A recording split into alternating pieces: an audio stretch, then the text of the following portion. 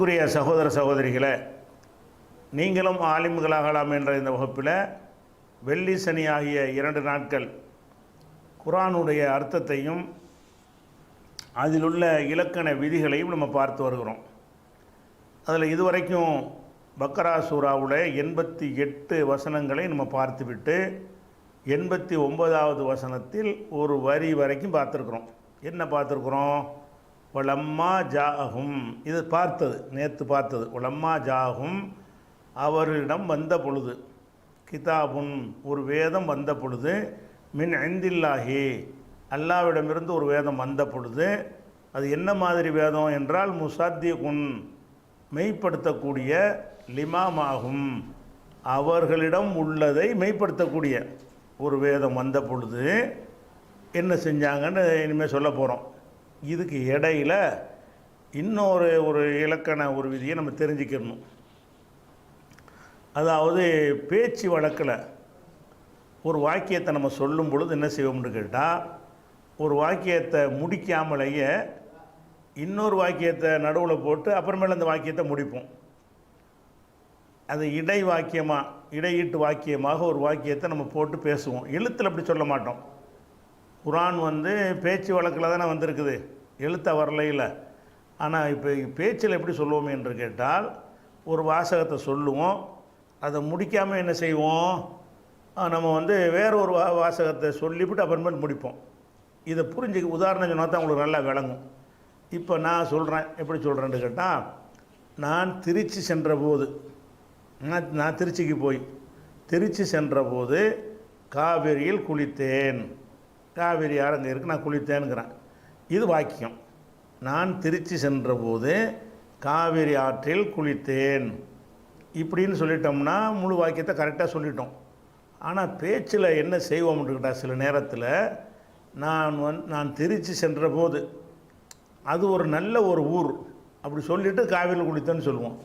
திருச்சி சென்ற போதுன்னு சொல்லிவிட்டு திருச்சியை பற்றி கொஞ்சம் விளக்கிறோமேன்னு நான் செய்யும், வாக்கியத்தை முடிக்கிறதுக்கு முன்னாடியே திருச்சியை பற்றி ஒரு இன்னொரு வாக்கியத்தை போட்டுருவோம். எப்படி, நான் திருச்சி சென்ற போது திருச்சி ஒரு பெரிய நகரம் அப்படி சொல்லிவிட்டு காவேரியில் குளித்தேன்னு சொல்லுவோம். அப்போ நமக்கு நான் திருச்சி சென்ற போது காவேரியில் குளித்தேங்கிறது தான் வாக்கியம். நடுவில் திருச்சி நல்ல ஊர், திருச்சி பெரிய ஊர் அப்படின்னு ஒன்று சேர்த்துக்கிறேன். இது பேச்சு வழக்கில் இப்படி சொல்கிற வழக்கம் இருக்குது. பேச்சு வழக்கில் என்ன செய்வோம்னு கேட்டால், ஒரு செய்தியை சொல்லுவோம், திருச்சின்னு சொல்லிட்டோம்ல, திருச்சின்னா என்னங்கிறத சொல்லிடுவோம், திருச்சியை பற்றி ஒரு வர்ணனை கொடுத்துருவோம்னு நினைக்கும் பொழுது அந்த வாக்கியத்தை முடிக்காமலே என்ன செய்வோம்னு கேட்டால், இடை வாக்கியமாக ஒன்றை போட்டு விட்ருவோம். இந்த மாதிரி நிறைய உரையாடல்களில் எல்லா பாஷைகளையும், இது அரபிக்கு உள்ள விஷயம் கிடையாது, எல்லா மொழிகள்லையுமே பேசும் பொழுது இந்த மாதிரி என்ன செய்வாங்க, அவர்கள் சொல்வார்கள். பேசக்கூடிய நேரத்தில் ஒரு நபரை பற்றி பேசுவோம், ஒரு திருச்சியை விட்டுருவோம், ஒரு ஆளை பற்றி பேசுவோம். கலைஞர் ஆட்சியில் இருந்த பொழுது அவரை சந்தித்தேன், நான் சந்தித்தேன்னு சொல்கிறேன், இது வாக்கியம். நடுவில் என்ன செஞ்சுக்கிடுவோம், கலைஞர் ஆட்சியில் இருந்தபோது அவர் ஒரு திறமையான ஒரு முதல்வர், அவரை சந்தித்தேன்னு சேர்த்துக்கிறது பேச்சுக்காக வேண்டி. அவர் கலைஞர் ஆட்சியில் இருந்தபோது அவரை சந்தித்தேன்னு சொன்னால் அது வாக்கியம். நடுவில் எதை சொருவிக்கிறோம், கலைஞர்னு சொல்லிட்டோம்ல, அவரை பற்றி ஒரு வர்ணனை கொடுத்துக்கிறோமேன்னு சொல்லிட்டு வாக்கியத்தை முடிக்காமலே ஒரு வாக்கியத்துக்குள் வாக்கியம் 2 in 1 மாதிரி ஒரு வாக்கியமாக இருக்கும், அது உள்ள இன்னொரு வாக்கியம் இருக்கும். அது இடை வாக்கியம், அதை விட்டுட்டு தான் அர்த்தம் செய்யணும். அதுக்கு முதல்ல உரையாடலில் சொல்லிட்டா கூட புரிந்து கொள்வது எப்படி புரிஞ்சு கொள்ளணும், நான் கலைஞரை முதல்வராக இருந்தபோது நான் சந்தித்தேன், இதுதான் சென்டென்ஸு. அவர் திறமையானவர் அப்படிங்கிறது இன்னொரு சென்டென்ஸு. அப்போ இந்த சென்டென்ஸுக்கு நடுவில் அந்த சென்டென்ஸை கொண்டே விட்டுருவோம். இதெல்லாம் என்னதுன்னு கேட்டால், உரையாடல்களில் எல்லா உரையாடல்கள்லையும் நீங்கள் எல்லா பாஷைகளையும் நீங்கள் எந்த பாஷையில் எழுத்தில் அப்படி செய்ய மாட்டோம். எழுத்தில் எழுதும்போது கரெக்டாக அதை முடிச்சுட்டு அடுத்த வாக்கியமாக தான் எழுதுவோம். பேச்சில் மட்டும் என்ன வரும்னு கேட்டால், இப்படி தான் எல்லா பாஷையிலையுமே இடை வாக்கியம் போட்டு பேசுவோம். 1 மணி நேரம் பேசணும்னு சொன்னால் அதில் ஒரு 10 வாக்கியத்துலையாவது இந்த மாதிரியான ஒரு அமைப்பு அமைஞ்சிருக்கும். அப்போ அந்த மாதிரி உள்ளதுக்கு அரபியில் என்ன செய்வாங்கன்னா, ஜும்லத்துன் முத்தரிலத்துன், ஜும்லா மூத்தரிலான, ஜும்லான்னா வாக்கியம், மூத்தரிலான்னா இடையில் நுழைந்து கொண்ட வாக்கியம், வாக்கியத்துக்கு நடுவில் வாக்கியம். ஒரு வாக்கியம்டா என்னது, ஒரு எழுவாய் ஒரு பயனிலை, இது வாக்கியம். நடுவில் ஒரு எழுவாய் பயனிலை போடுறது. போட்டு என்ன செய்கிறது, அதை பற்றி பேசிட்டதுனால அந்த குறிப்பை நம்ம கொடுத்துருவோமே அப்படின்னு சொல்லும்போது என்ன செய்கிறது, அப்படி செய்கிறது. ஒருத்தர் கல்யாணமாக ஒரு திருமணம் ஆகும்போது அவருடைய திருமணத்தில் கலந்து கொண்டு விருந்து சாப்பிட்டேன்னு சொல்ல போகிறீங்க. இஸ்மாயில் திருமணத்திற்கு சென்று நான் விருந்து சாப்பிட்டேன், இது வாக்கியம். இதை சொல்லும்போதே அவர் கல்யாணத்துக்கு போனீங்கல்ல, போகும்போது சரியான மழை பெஞ்சிருக்கும், அதையும் சேர்த்து சொல்லிடுவீங்க. நான் இஸ்மாயில் கல்யாணத்துக்கு போகும்போது அன்றைக்கி சரியான மழை, அவர் வீட்டில் சாப்பிட்டேன்னுவோம். அப்போ அந்த சாப்பிட்டேன் தான் டாப்பிக்கு, இஸ்மாயில் வீட்டில் சாப்பிட்டேன், இதுதான் வாக்கியம். அதுக்கு நடுவில் என்ன செய்கிறது, அது சொல்லும்போது உங்களுக்கு ஞாபகம் வந்துடும். எப்படி நம்ம இஸ்மாயில் வீட்டுக்கு போனோம், அன்றைக்கி சரியான மழையாக இருந்துச்சே, அதையும் சேர்த்து சொல்லி போடுறது. நான் இஸ்மாயில் வீட்டுக்கு சென்ற பொழுது அன்றைக்கி சரியான மழை. அப்போ சென்ற போதுங்கிறீங்க, முடிக்கவே இல்லையே, முடிக்காமல் என்ன செய்ய சரியான மழைங்கிறீங்க. நான் இஸ்மாயில் வீட்டுக்கு சென்ற போது அன்றைக்கி சரியான மழை, அவர் வீட்டில் சாப்பிட்டேங்கிறீங்க. அவர் வீட்டில் சாப்பிட்டேங்கிறது தான் வாக்கியம். இஸ்மாயில் வீட்டுக்கு சென்ற போது சாப்பிட்டேன். நடுவில் என்ன வருது, அன்றுக்கு சரியான மழை, இன்னொரு வாக்கியம். அப்போ ஒரு வாக்கியமாக தெரியும், உள்ளுக்குள்ளே இன்னொரு வாக்கியம் அடங்கி இருக்கும். அப்போ இந்த வாக்கியத்தை என்ன செய்யணும்னு கேட்டால் அர்த்தம் செய்யும்போது பிரித்து எடுத்துக்கணும். பேச்சுக்கு அப்படி வரும், எழுத்தில் நம்ம அதை கொடுக்கும்போது எப்படி கொடுப்போம் என்று கேட்டால், நான் இஸ்மாயில் வீட்டுக்கு சென்ற போது வீட்டில் சாப்பிட்டேன், அன்று நல்ல மழை பெய்தது, பின்னாடி கொண்டு வந்துடுவோம். எழுத்தில் வரும்போது யோசித்து பார்த்து அதுக்கு பின்னாடி கொண்டு வந்துடுவோம். பேச்சில் வரும்பொழுது நம்ம நினச்சி பார்த்து பிளான் பண்ணி பேசுகிறது இல்லை தானே, கோர்வையாக வர்றது தானே. கோர்வையாக வந்துச்சுன்னு சொன்னால் அப்படி வந்துக்கிட்டே இருக்கும். எழுதி வச்சு படித்தான்னா வராது. எழுதி வைக்காமல் நினைவுலேருந்து பேசினார்கள்னு சொன்னால் பெரும்பாலும் வாக்கியத்துக்குள்ள வாக்கியம் என்பது சகஜமாக வரும். இந்த மாதிரி வரக்கூடியது ஒன்று இருக்குதுன்னு விளங்கிக்கிறங்க. அந்த மாதிரி தான் இங்கே அதுக்கு அந்த ப்ளூ கலரை நான் கொடுத்துருக்குறேன். இங்கே என்ன செய்யுதுன்னு கேட்டால், இப்போ அல்லாஹ் என்ன சொல்லிட்டு வர்றான், அவர்களிடம் இருக்கக்கூடிய தௌராத்தை உண்மைப்படுத்தக்கூடிய வேதம் வந்த பொழுது என்னன்னு சொல்லணும்ல, அதை அப்படி நிப்பாட்டிக்கிட்டு இன்னொரு செய்தி அல்லாஹ் சொன்னான் நடுவில், காணும் இவர்கள் இருந்தார்கள். இப்போ இந்த வேதம் வரும்போது மறுக்கிறாங்கல்ல, இவங்க எப்படி முன்னாடி இருந்தாங்க, இப்போ காணும் இவர்கள் இருந்தார்கள், மின் கபுலு இதற்கு முன்னால். இதற்கு முன்னால்னா இந்த முகமது வருவதற்கு முன்னால், இந்த கிதாபு வருவதற்கு முன்னால். மின் கபுல்னா மின் கபுலே ஹாதல் கிதாப், ஒரு கிதாபை பற்றி முன்னாடி பேசணும்ல, அந்த கிதாபுக்கு முன்னாடி. அப்போ காணும் இவர்கள் ஆயிருந்தார்கள், மின் கபுலு. இந்த கபுலுங்கிறது இலாஃபத் செய்யாமல் வந்தால் மபுனியாக இருக்கும்னு படிச்சிருக்கிறோம். கபுலு மின் வந்தாலும் ஜர்ரு வரல, சரியா. மின் கபுலு இதற்கு முன்னால் இவர்கள் இருந்தார்கள், எஸ்தஃப்திஹூன உதவி தேடுபவர்களாக இருந்தார்கள். இஸ்தஃப்தஹன்னா ஆரம்பித்தாண்டு ஒரு அர்த்தம் இருக்கிறது. துவாவுல் இஸ்திஃப்தான்னு சொல்லுவோம்ல, தொழுகை ஆரம்பிக்கும் போது அல்லாஹும்ம பாயிது பைனின்னு ஓதுறம, அதுக்கு பேர் இஸ்திஃப்தாஹுடைய துவான்னு சொல்லுவாங்க, துவக்கம்னு அர்த்தம். அப்படி ஒரு அர்த்தமும் இருக்கிறது. அதே நேரத்தில் இஸ்தஃப்தஹன்னா ஃபத்தஹன்னா என்ன, ஃபத்தஹன்னா வெற்றி, ஃபத்தஹன்னா திறந்தாண்டு அர்த்தம் இருக்குது. திறந்தான்கிற அர்த்தத்திலேருந்து எடுத்தீங்கன்னு சொன்னால் இஸ்திஃப்தாக என்றால் திறக்குதல், ஆரம்பித்தல் அர்த்தமாயிரும். ஃபத்தஹன்னா வெற்றி இருக்குல்ல, இன்னா ஃபத்தஹனாலக்க ஃபத்தஹன் முபீனா, தெளிவான வெற்றியை தந்தோம்ண்டு. அப்போ ஃபத்தஹங்கிற வார்த்தைக்கு திறக்குதல் என்று ஒரு அர்த்தம் இருக்கிறது, வெற்றி என்ற ஒரு அர்த்தம் இருக்கிறது. திறக்குதல் என்ற அர்த்தம் வந்துச்சுன்னு சொன்னால் இஸ்தஃப்தஹன்னா திறந்தான்னு அர்த்தம் வந்துடும். வெற்றின்ற அர்த்தம் வச்சுட்டீங்கன்னா வெற்றியை தேடினான், இஸ்தஃப்தஹன்னா வெற்றியை தேடினான். அப்போ எஸ்தஃப்திஹூனன்னா இவர்கள் வெற்றியை தேடிக்கொண்டிருந்தார்கள். அலல்லதீன கஃபரு, இந்த இஸ்தஃப்தஹுக்கு இந்த அலாங்கிற வார்த்தை இருக்குது பாருங்களேன், இந்த அலாங்கிற வார்த்தை சில வினை சொற்களில் வரும் பொழுது என்ன வரும்னு கேட்டால் எதிர்மறையான ஒரு அர்த்தத்தை தரும், எதிராகன்ற அர்த்தம் தரும். அலல்லதீன கஃபருன்னா காஃபியர்கள் மீதுன்னு வருதில்ல, இந்த மீதுன்னு சொல்லாமல் காஃபியர்களுக்கு எதிராக அவர்கள் உதவி தேடினார்கள். எஸ்தஃப்திஹூனன்னா உதவி தேடினார்கள் அல்லாஹ்விடத்தில்.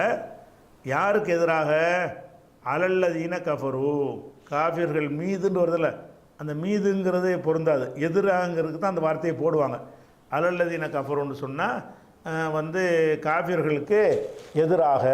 அப்போ காஃபிர்களுக்கு எதிராக இவர்கள் அல்லாஹ்விடத்தில் உதவி தேடிக்கொண்டு இருந்தார்கள். இதற்கு முன்னால் என்ன உதவி தேடினாங்க? இறைவா, ஒருத்தர் வரப்போகிறாரு, அவரை ஏற்றுக்கிறதுக்காக நாங்கள் வந்து காத்துக்கிட்டு இருக்கிறோம், இவங்களோட சண்டை வந்திருக்குது, எங்களை அழிச்சுப்படாத, நீ எங்களை காப்பாற்று, அவர் வந்தோன்னே ஏற்றுக்கிற போகிறோம் இப்படின்னு சொல்லி கொண்டு இருந்தார்கள். இப்படி இருந்தவன் தான் தூதர் வரும்போது எப்படி நடந்தான்னு அடுத்த எல்லாம் சொல்ல போகிறான். அப்போ காணும், இது இடை வாக்கியம். காணும், இவர்கள் இருந்தார்கள். எப்படி இருந்தார்கள்? மின் கபுலு, இதற்கு முன்னால் என்றால் இந்த வேதம் வருவதற்கு முன்னால், அது முகமது நபி வருவதற்கு முன்னால். எஸ்தபத்தி ஹூன, உதவி தேடுபவர்களாக, வெற்றியை தேடுபவர்களாக இருந்தார்கள். அலல்லதீன கஃபரு, காஃபிர்களுக்கு, காஃபிராகிவிட்டார்கள், அவர்களுக்கு எதிராக அவர்கள் வெற்றியை தேடிக்கொண்டிருந்தார்கள். இதுக்கு முன்னாடி காஃபிற்கு எதிராக வெற்றி தேடுவதை இவரை கொண்டு தான். இதை வச்சுக்கிறேன் பிஹின்னு. எஸ்தபத்தி ஹூனன்னா எஸ்தபத்தி ஹூன பிஹி, இவரை கொண்டு, முகமதை கொண்டு வெற்றியை தேடிக்கொண்டிருந்தார்கள். யாருக்கு எதிராக? அலல்லதீன கஃபரு, நிராகரிப்பவர்களுக்கு எதிராக வெற்றி தேடினார்கள். அதாவது இந்த தூதரை நாங்கள் வந்தால் ஏற்றுக்கிறோம், வரப்போகிற அவருக்கான வெயிட் பண்ணிகிட்ருக்குறோம், இவங்கள்ட்ட சண்டையில் எங்களுக்கு வெற்றியை கொடு என்று அந்த வெற்றியை தேடுவதற்கு அவரை யூஸ் பண்ணி கொள்வார்கள். அப்போ அந்த அளவுக்கு ரசூலுல்லாஹ்வுடைய வருகையை உறுதியாக எதிர்பார்த்துட்டு இருந்தாங்க. செஞ்சாங்களா? அப்புறம் ஃபலம்மா ஜாஹும், எப்போது வந்ததோ, மா அரஃபு, அவர்கள் அறிந்து வைத்திருந்த ஒன்று. அரஃபண்ட அறிந்தான், அரஃபு என்றால் அறிந்தார்கள், மா அரஃபு என்றால் அல்லதியுடைய அர்த்தம்.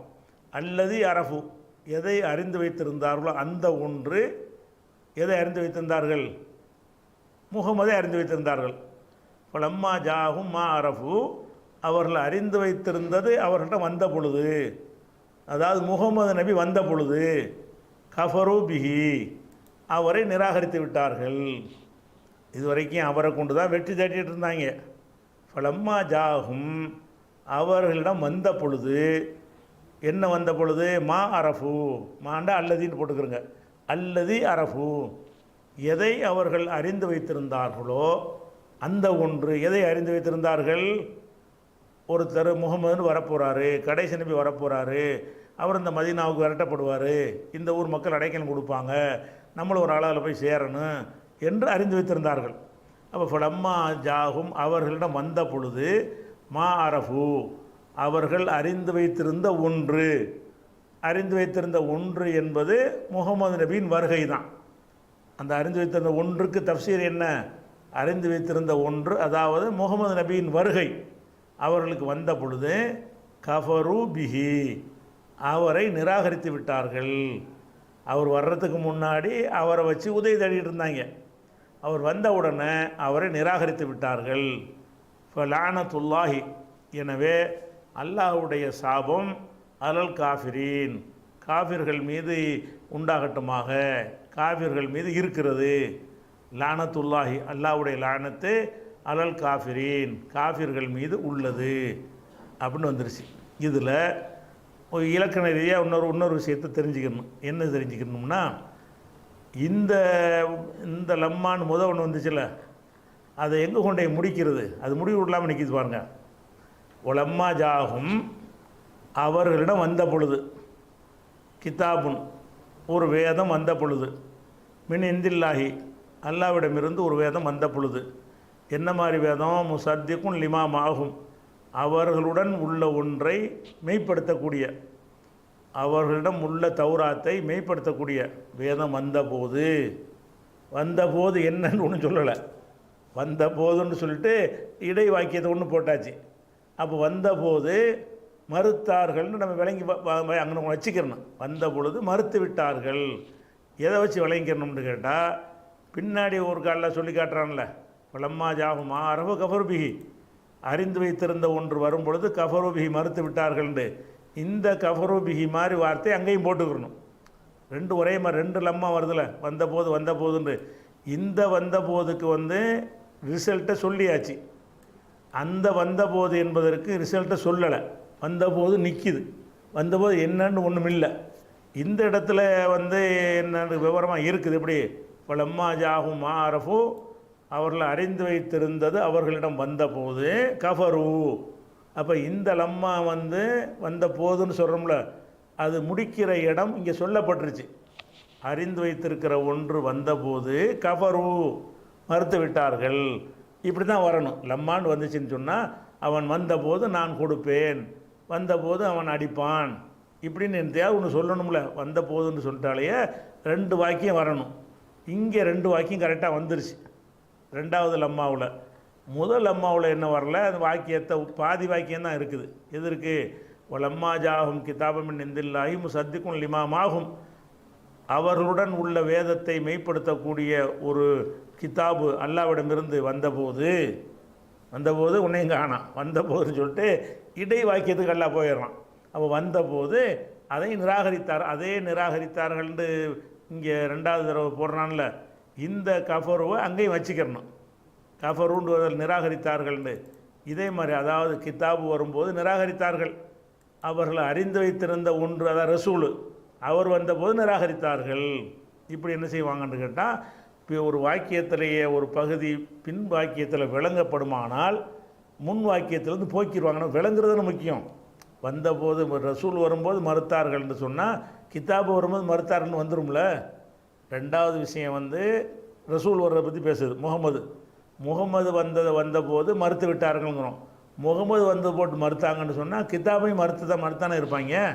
அப்போ இந்த கிதாபுக்கு வந்து கஃபருன்னு போடலை, இங்கே ஒரு கஃபரு வச்சுக்கிறணும். இந்த கஃபருவை பேசிக்காக வைத்து என்ன செய்யணும்னு கேட்டால் இங்கே நான் ஒரு கஃபரு போட்டுக்கிறணும். எப்படி?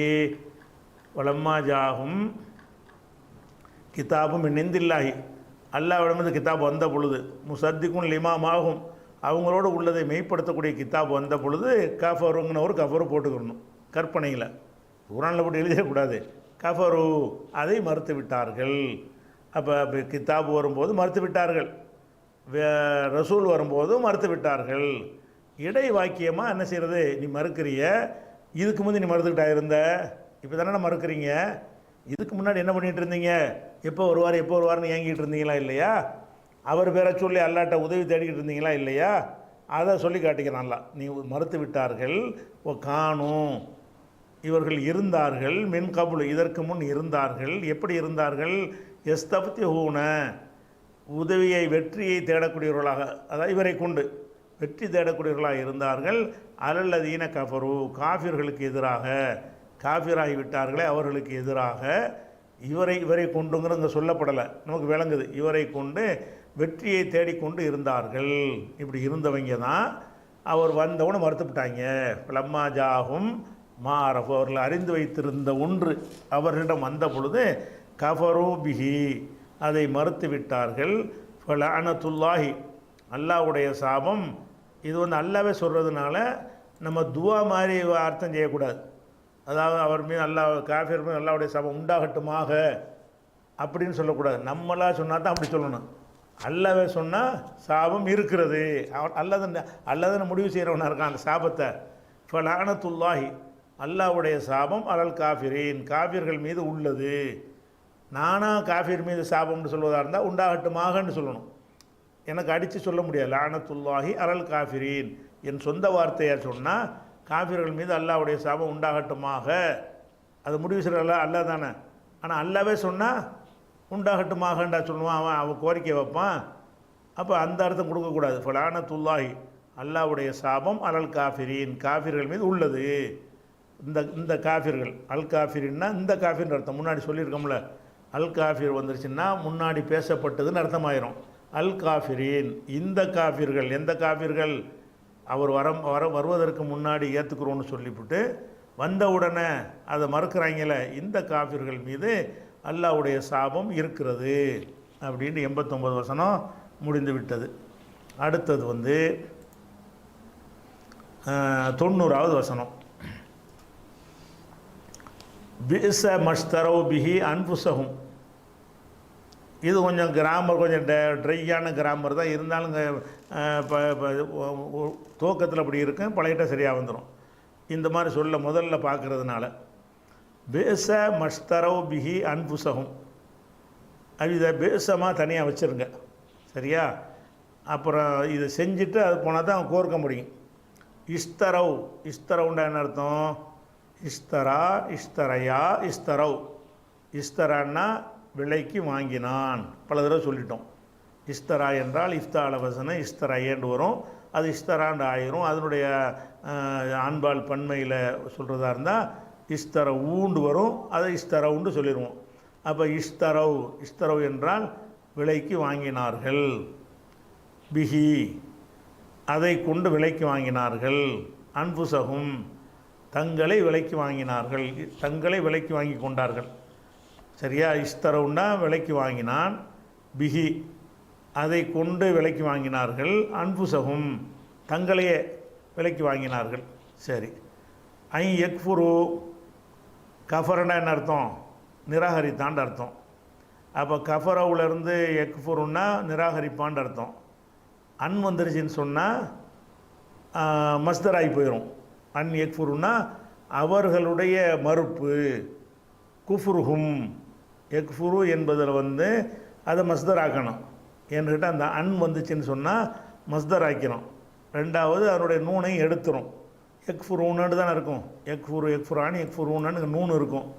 அந்த நூனை நீக்கிறோம். எது? அன்கிற வார்த்தை வந்துச்சுன்னா நூனை நீக்கிறோம். அப்போ நூனை நீக்கிட்டா ஐ யக்ஃபுரு. இதுக்கு அர்த்தம் என்னன்னு கேட்டால், அன் இல்லாமல் இருந்தால் யக்ஃபுருண்டா நிராகரிக்கிறார்கள்னு அர்த்தம் வரும். அன் வந்த உடனே ஐ யக்ஃபுரு நிராகரித்தல், அவர்களுடைய நிராகரித்தல், அல்ல அவர்கள் நிராகரித்தது என்று மஸ்தருடைய அர்த்தம் ஆயிரும். ஒன்று ஒன்றா அர்த்தம் செஞ்சுட்டு அப்புறம் கோர்க்குமா உங்களுக்கு கரெக்டாக வந்துடும். ஒன்று ஒன்று முதல்ல ஐ யக்ஃபுருக்கு அர்த்தத்தை பார்த்து, ஐ யக்ஃபுருன்னா அவர்களுடைய மறுப்பு. யக்ஃபுருன்னா அவர் மறுக்கிறார்கள் அர்த்தம். அன்னு வந்தவன் மஸ்தர் ஆயிரும்ல, மஸ்தர் ஆயிரும், அதில் ஒரு லமீரும் வந்துடும். அப்போ குஃபுருஹும், ஐ யக்ஃபுருன்னா என்னது? குஃபுருஹும் அவங்களுடைய குஃபுரு. எதை மறுக்கிறாங்க? பிமா அன்சலல்லாஹு, அல்லாஹ் எதை அருள் இருக்கிறானோ அதை, அல்லாஹ் எதை அருள் இருக்கிறானோ அதை மறுக்குதல். ஐ யக்ஃபுருன்னா கோர்த்து அர்த்தம் செய்யலை. நான் இப்போ அது தனியாக செஞ்சுறேன். முதல்ல துண்டு துண்டாக அர்த்தம். ஐ யக்ஃபுருன்னா அவர்கள் மறுப்பது. எதை மறுக்கிறது? பிமா அன்சலல்லாஹு, அல்லாஹ் எதை அருள் இருக்கிறானோ அதை மறுக்கிறது. ஐ யக்ஃபுரு அவர்கள் மறுப்பது. எதை? பிமா அன்சலல்லாஹு, அல்லாஹ் எதை இறக்கி இருக்கிறானோ அது எனக்கும் வேதம். அல்லாஹ் இறக்குறான் என்பது குரான். அப்போ அல்லாஹ் இறக்குன ஒன்றை மறுப்பது இருக்குல்ல, அந்த மறுப்பதும் அதை வந்து இப்போ வியாபாரம் பண்ணுறாங்க. அதான் என்ன பண்ணுறாங்கன்னு கேட்டால், பீசமாவும் இப்போ அர்த்தம் வாங்க, பீசர்லேருந்து வாங்க. பீசன்னா கெட்டது. பீசன்னா என்னது? கெட்டது. இந்த பீச என்பதை நீங்கள் ஏற்கனவே நினைஞ்சிருக்கிறீங்க. மதகு தம்முடைய ஃபேலில் வந்து என்ன செய்யிருக்கிறோம்? பீசங்கிறத படிச்சிருக்கிறோம். நேம பீச சா ஹப்பதான் படித்தோம்ல. நேமண்டா நல்லது. நேம ரஜுல் ஜெய்துன், மனிதர்களில் ஜெய்து நல்லவன். பீசர் ரஜுல் ஜெய்துன், மனிதர்களில் கெட்டவன் ஜெய்து. இந்த பீசங்கிறது வந்துக்கு என்ன வராது? இது ஒரு ஃபேலு தான். ஆனால் இதுக்கு வந்து வருங்காலம் அதெல்லாம் வராது. நேமண்டா நேம தான். அதுக்கு வேண்டாம் நேமத்துன்னு ஒன்று வரும் பெண்பாளுக்கு. அதில் பேர் என்ன வராது? நிமித்த நிமித்துமான்லாம் அந்த முன்னிலை தன்னிலையெல்லாம் வராது.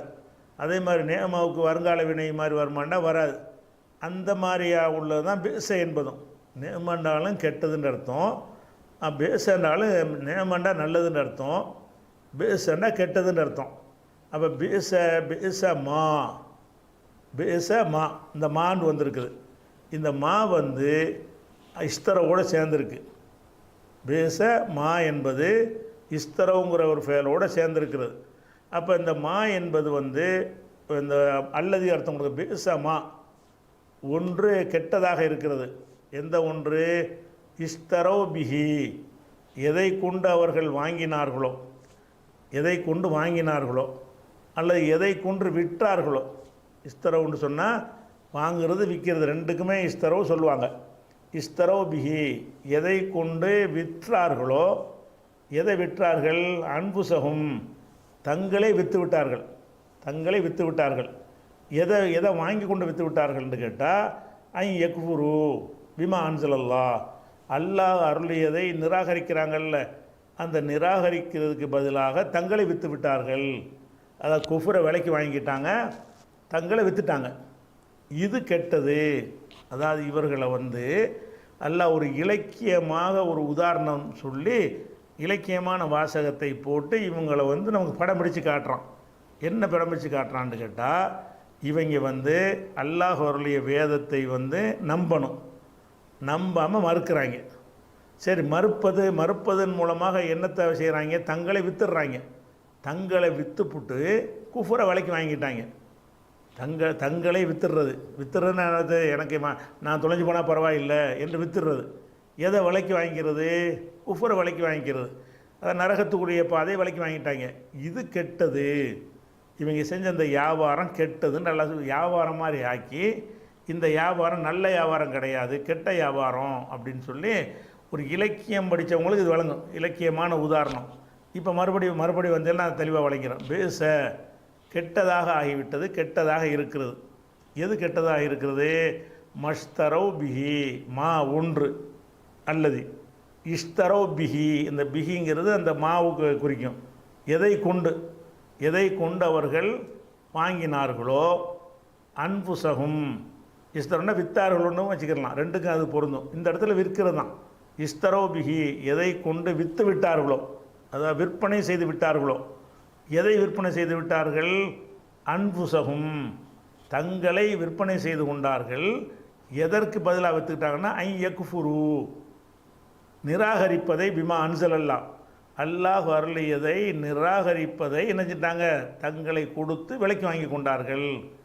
தன்னை விற்றுட்டு குஃபரை வாங்கிட்டாங்க. இது கெட்டது. இவங்க செஞ்ச ஒரு வியாபாரம் என்ன வியாபாரம்னு கேட்டால், நான் தொலைஞ்சு போனாலும் பரவாயில்லை, நான் குஃபரை வாங்கிக்கிறேன், அல்லாஹ் அருளிய வேதத்தை நான் மறுக்க போகிறேன், அதை விலைக்கு வாங்கிக்கிறேன். இதை வாங்கிட்டால் எதை விற்றுறேன்னு? அல்லாஹ்வுடைய வேதத்தை விலைக்கு வாங்கிட்டேன்னா தன்னை விற்றுட்டாங்கன்னு அர்த்தம். அப்போ தன்னை விற்றுட்டாங்கன்னா என்னுடைய எதிர்காலம் என் நாசமாக போனால் பரவாயில்லை, என்னுடைய மறுமை உருப்படாமல் போனால் பரவாயில்லைன்னு அதை தங்களை விட்டு இழந்துட்டாங்க. அப்போ இப்படி ஒரு வியாபாரம் பண்ணுறது கெட்ட வியாபாரம் தானே. அதுதான் ஒரு இலக்கிய நயமாக அல்லாஹ் இதை சொல்லி காட்டுறான். பிசமா இஸ்தரோ பிஹி, எதை கொண்டு அவர்கள் விற்று விட்டார்களோ, அம்புசகும், தங்களை விற்று விட்டார்களோ, அது கெட்டது. எதை கொண்டு விட்டார்கள்? ஐ யக்ஃபுரு பிமா அன்சலல்லா, அல்லாஹ் அருளியதை நிராகரிப்பதை கொண்டு நினைச்சிட்டாங்க, தங்களை விற்றுட்டாங்க. அல்லாஹ் அருளியதை, இந்த ஐ யக்ஃபுருங்கிறது அந்த வார்த்தைக்கு பதிலாக வச்சுக்கிறணும். பேசமா ஒன்று கெட்டதாகிவிட்டது. பேசன்னா கெட்டது, மாண்டு சொன்னால் ஒன்று, அல்லதி, பேச அல்லதி, ஒன்று கெட்டதாகிவிட்டது. எந்த ஒன்று? இஷ்தரோ பிஹி, எதை கொண்டு அவர்கள் விற்றார்களோ, அன்புசகும், தங்களை எதை கொண்டு எதற்கு விற்றார்களோ அது கெட்டது. தங்களை எதற்கு விற்றார்களோ அது கெட்டது. இதோட முடிஞ்சிச்சு வாக்கியம். தங்களை வித்துடுறாங்க, எதற்கு விற்றார்களோ அது கெட்டதுன்னு. எதற்கு விட்டார்கள்? அந்த எதற்கு விற்றார்களோ என்கிறதுக்கு பதிலாக இன்னொரு வார்த்தையை போட்டு எல்லாம் விளக்குறான். அது எதைக்கு விற்றார்கள்னு கேட்டால், ஐ யக்ஃபுரு, பதிலுன்னா அதாவதுன்னு போட்டுக்கணும். ஐ யக்ஃபுரு, நிராகரிப்பதை, பிமா அன்சல் அல்லாஹூ, அல்லாஹ் அருளிய ஒன்றை, அருளியதை, அதாவது குரானை நிராகரிப்பதை என்ன செஞ்சிட்டாங்க? அவங்க விலைக்கு வாங்கி கொண்டார்கள். தங்களை விற்றுட்டு குஃப்ரை விலைக்கு வாங்கிட்டாங்க. இது மகா கெட்டது என்று அல்லாஹ் சொல்கிறான். இன்னொருக்காவும் சொல்லிங்க, ஏன்னா இது ட்ரையான ஒரு இலக்கணமாக இருக்கிறதுனால இன்னொருக்கா நீங்கள் விளைவிக்கணும். அதாவது பதில்னு ஒன்று ஏற்கனவே படிச்சிருக்கிறோம். பதில் என்று சொன்னால் ஒன்றை சொல்லிவிட்டு அதுக்கு விளக்கமாக இன்னொன்றை சொல்வதற்கு பேர் பதில். சரியா? அந்த இதை வைத்துக்கொண்டு இப்போ அர்த்தம் செய்யுங்க. பிசமா, ஒன்று கெட்டதாகிவிட்டது. எந்த ஒன்று? இஸ்தரோ பிஹி, எதை கொண்டு வாங்கினார்களோ, எதை கொண்டு விற்றார்களோ, அன்புசகும், தங்களை எதை கொண்டு தங்களை விற்றார்களோன்னு இருக்குது. எதை கொண்டு தங்களை விட்டார்கள்னா மூடலாக தான். எதை கொண்டு விட்டார்கள்? தங்களை விற்றுட்டாங்க, அது விளங்குது. எதை வாங்கி விற்றார்கள் என்று சொன்னால் அது இல்லை. அப்போ எதை கொண்டு தங்களை விற்றார்களோ அது கெட்டதுன்னு சொன்னால் இந்த இடத்தில் தெளிவுபடுத்த வேண்டிய ஒரு அவசியம் இருக்கிறது, தெளிவு பத்தாமல் இருக்கிறது. அதைத்தான் இந்த அடுத்த வார்த்தை விளக்குது. அதாவது ஐ யக்ஃபுரு பிமா அன்சலல்லா, அல்லாஹ் அருளியதை நிராகரித்தல் இருக்க, அந்த நிராகரித்ததை வாங்கி கொண்டார்கள். தங்களை விற்று எதை வாங்கிட்டாங்க? குஃபரை வாங்கி கொண்டார்கள், அது கெட்டது அப்படின்னு அல்லாஹ் என்ன செய்கிறான், அவங்களுடைய ஒரு செயலை சொல்கிறான். சரி, எதுக்காக வேண்டி மறுத்தாங்க, குஃபர் பண்ணாங்க என்றால் பகியன் அன் யுனஸ்ஸில் அல்லாஹு மின் ஃபضலிஹி அலா மையஷா மின் இபாதிஹி. எதனால் இப்படி மறுத்தாங்கன்னு கேட்டால் அதுக்குரிய காரணத்தை அடுத்த வரியில் அல்லாஹ் சொல்கிறான். அதாவது தங்களை என்ன செய்கிறாங்கன்னா குஃபரை வாங்குகிறாங்க, வாங்கி விட்டு தங்களை வித்துடுறாங்க. எங்களுக்கு குஃபர் தான் வேணும்னு எடுத்துக்கிட்டாங்க. எதை வித்துடுறாங்க, தன்னையும் வித்துடுறாங்க, தன்னை அழிச்சிக்கிறாங்க.